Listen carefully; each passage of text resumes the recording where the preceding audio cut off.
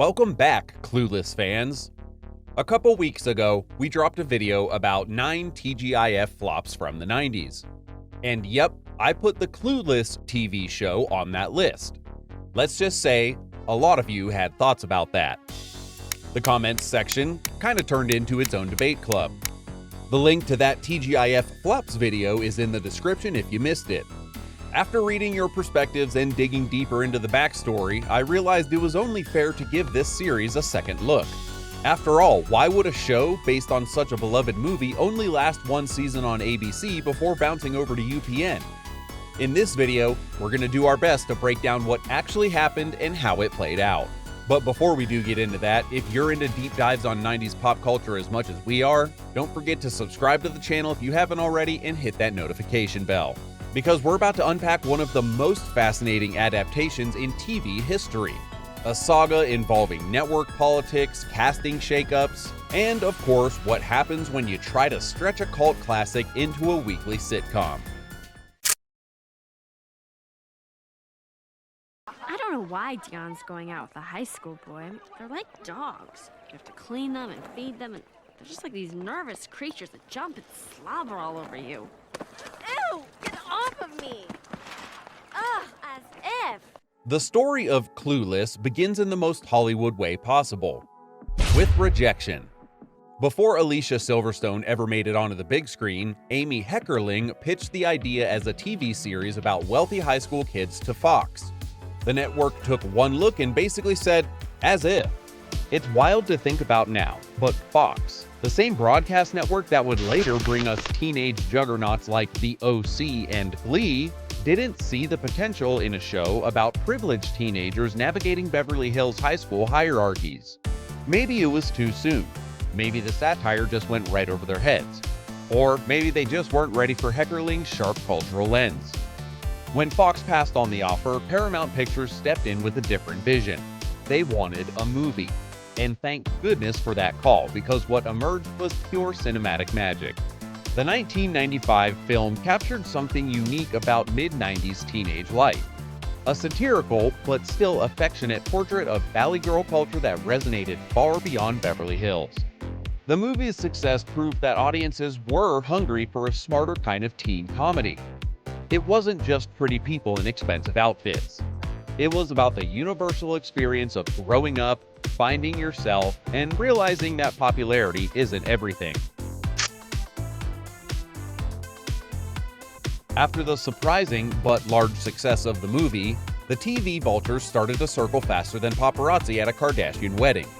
Paramount and Amy Heckerling then would dust off the original series idea. Only now they had a proven brand with instant name recognition. Their challenge? Stretching a 90-minute character arc into a weekly sitcom without losing the spark that made the film a classic in the first place. Sure, there was of course money to be made, but this wasn't just about cashing in.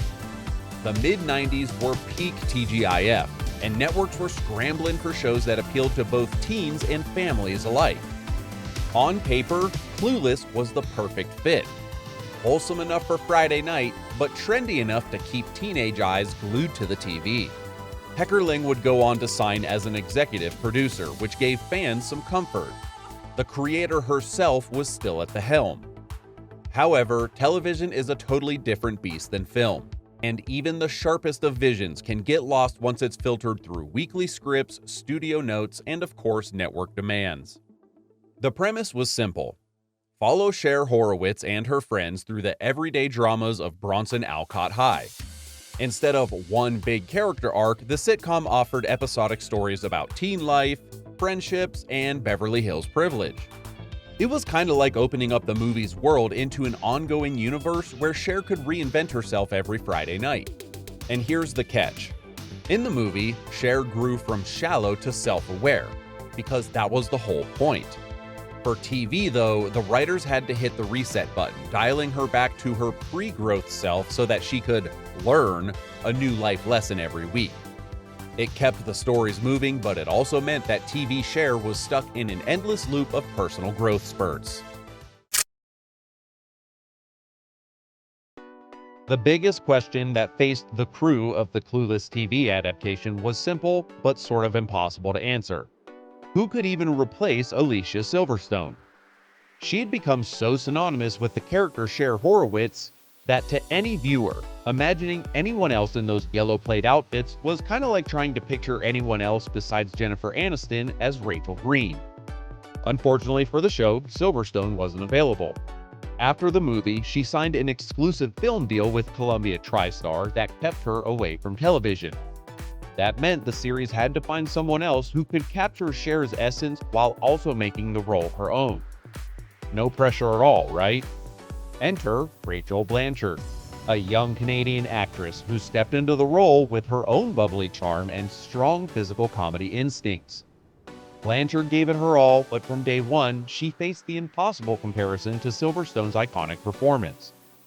No matter how good Blanchard was, audiences couldn't help but measure her against the movie version of the character. There was some good news though. Several familiar faces came back, providing some much-needed continuity for the show. Stacey Dash reprised her role as Theon Davenport, keeping that best friend chemistry alive. Donald Faison returned as Murray, bringing his lovable over-the-top bravado. And Elisa Donovan was back as Amber Marians, complete with her legendary whatever attitude. Together, this cast helped to anchor the series and remind viewers of what they loved about the movie in the first place. Paul Rudd's Josh, Cher's ex-stepbrother and love interest, didn't make the jump to the TV series. Instead, the writers introduced David Lasher as a new college-aged love interest in Season 1. This character was meant to fill the romantic gap, but the character never clicked and was quietly but quickly written out. Removing the Cher-Josh dynamic meant that the show had to invent new sources of romantic tension, and that was never quite the same. Even more glaring was the absence of Brittany Murphy's character, Ty. Her role as the awkward new girl turned makeover project was central to the movie's heart, and without her, the series lost one of its most important relationships, and with that, one of its best sources of comedy. When Clueless premiered on September 20th of 1996, it landed in one of television's most coveted slots, ABC's TGIF lineup. The Friday night block was peak 90s family viewing, and Clueless got the 9:30 p.m. spot following the breakout hit Sabrina the Teenage Witch. The timing couldn't have been any better. TGIF was a cultural juggernaut, and Clueless seemed tailor-made for the block. Sophisticated enough for teens, wholesome enough for parents, and breezy enough to keep everyone interested. And the numbers backed it up. The show finished its freshman year ranked number 46 in the Nielsen ratings with about 11.5 million viewers. A solid performance, especially for a new sitcom in such a competitive era. Among TGIF shows, only Sabrina the Teenage Witch pulled bigger numbers that year, proving that Clueless was more than just a filler act. But there was a catch. The audience was skewed. Teenagers absolutely loved Clueless, but older adults weren't as invested. All of the valley slang, fashion focus, and Beverly Hills setting that made the show pop for younger viewers were the same traits alienating the broader family demographic that TGIF traditionally thrived on. Despite solid ratings and the loyal teen fan base, ABC made the surprising call to cancel Clueless after just one season. The show had finished in the top 50 with around 11.5 million views, numbers that normally would have secured a renewal, especially for a youth-targeted sitcom that was holding its own in TGIF's golden era. So why pull the plug? The answer had little to do with the show's quality or audience. ABC's TGIF block was in transition. Cornerstones like Family Matters and Step by Step were heading to CBS, and the network was busy rethinking Friday nights from the ground up. On top of this, Clueless was produced by Paramount, not ABC's in-house team. Put simply, in television, ownership oftentimes matters more than ratings. Therefore, networks prefer shows they control outright for syndication profits and long-term rights. Clueless did not fit that bill, making it vulnerable when tough choices had to be made. And get this, in summer reruns, Clueless actually held strong. showing that the audience was still there. But by the time ABC realized that they might have just axed the show that had legs, Paramount had already struck a deal with UPN to continue the series. And that's of course when network politics quickly got messy. ABC enforced its contractual rights, blocking UPN from airing fresh episodes until ABC's broadcast window expired in September of '97. UPN was hoping to premiere Clueless earlier in the summer in order to help build momentum. But instead, the show launched cold into the crowded fall schedule, making its uphill battle even more steep.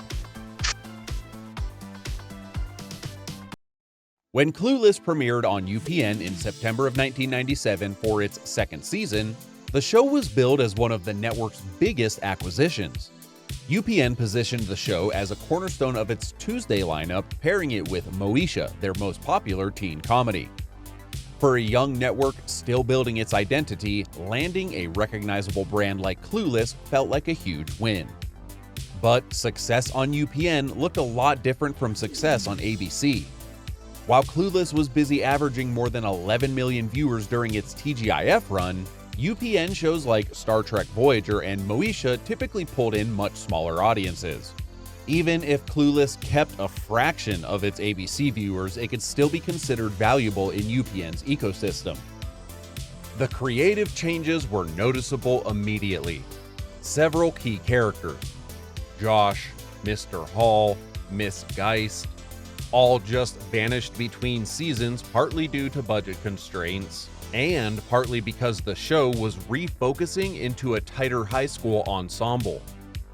Tim O'Donnell stepped in as executive producer, with Amy Heckerling staying on as only a consulting role. The result was a series that leaned fully into the teen ensemble comedy rather than trying to directly extend the film's storyline. UPN was marketing Clueless aggressively, pairing promos with Moesha and aiming at the same teen demographic. It wasn't full-on crossover storytelling, but the block scheduling created a shared identity for the network's young adult programming. Still, the move came at a cost. Many ABC viewers just never made the jump, either because UPN just wasn't available in their market, or because they had already locked into other networks' fall shows by the time Clueless finally returned.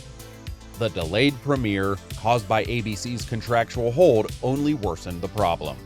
By the time season 2 of Clueless hit the air, the cultural buzz had already cooled. By season 3, the warning signs were impossible to ignore.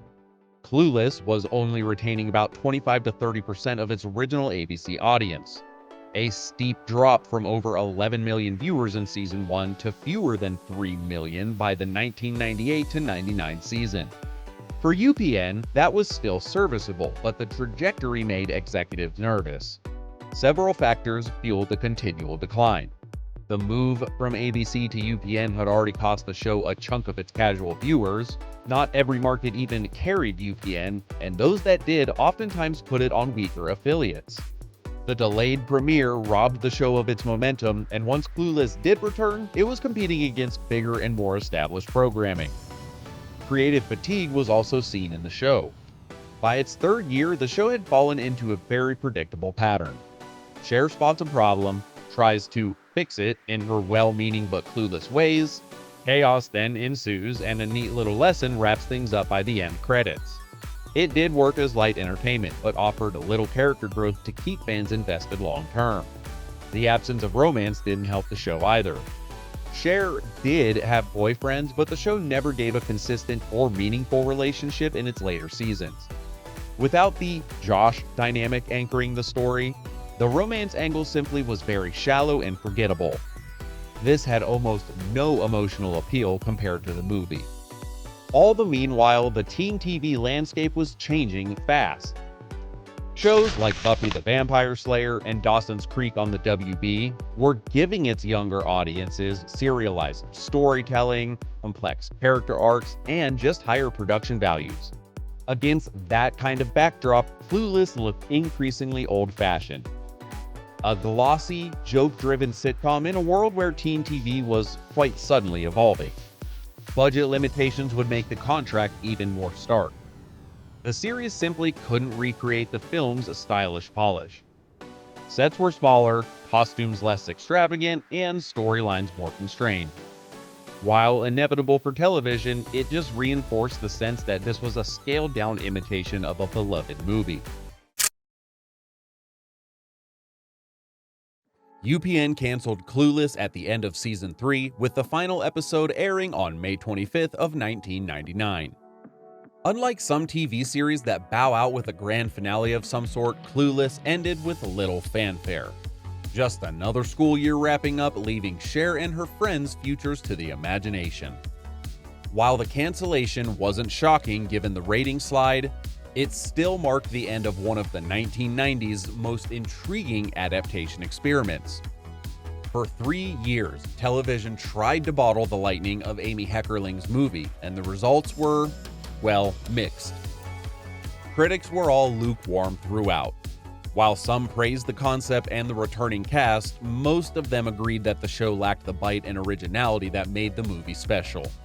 Entertainment Weekly would later single out the Clueless series as one of TV's weaker film adaptations, noting that the series never quite lived up to its silver screen roots. Still, the TV series did have lasting ripple effects. Dawn Faison went to star in Scrubs, one of the most beloved comedies of the 2000s. Elisa Donovan and David Lasher would find stability on Sabrina the Teenage Witch.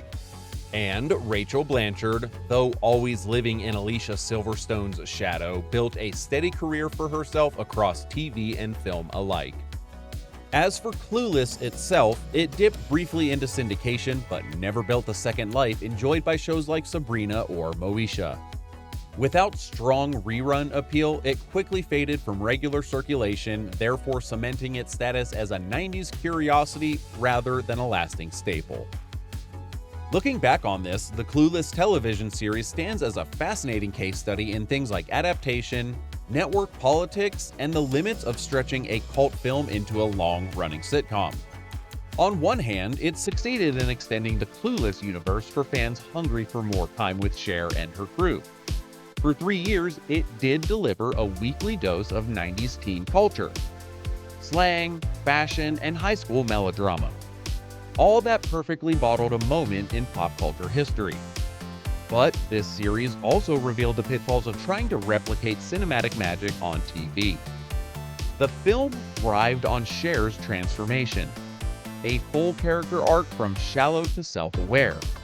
On TV, though, Cher had to remain in a perpetual time loop of mini lessons and setbacks, relearning similar lessons week after week without the payoff of any permanent growth.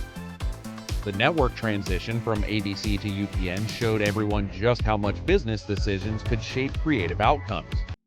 Clueless wasn't just competing with other teen shows. It also wrestled corporate politics, budget pressures, and UPN's limited reach compared to ABC's nationwide platform. In many, many ways, its fate was decided in boardrooms as much as in living rooms. And there you have it. My attempt to give the Clueless TV show the credit and recognition that it deserves. Calling it a flop in our TGIF video was really based on its short stint on ABC. And I'll admit, a lot of you were right, it did not get a fair shake. At the end of the day though, you know that if it brought you joy back then, or even now, that's what really matters. I know that there are plenty of 90s shows and pop culture that I still love to this day that would probably be labeled as flops by today's standards, and honestly, I don't really care.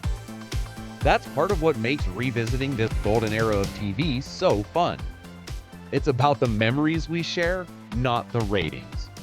So let me know in the comments below, what's your favorite Clueless memory? And how privy were you to this behind-the-scenes drama? What do you think we missed? Let's keep the conversation going. If you haven't already, subscribe to the channel and like this video for more deep dives into the good old days of TV.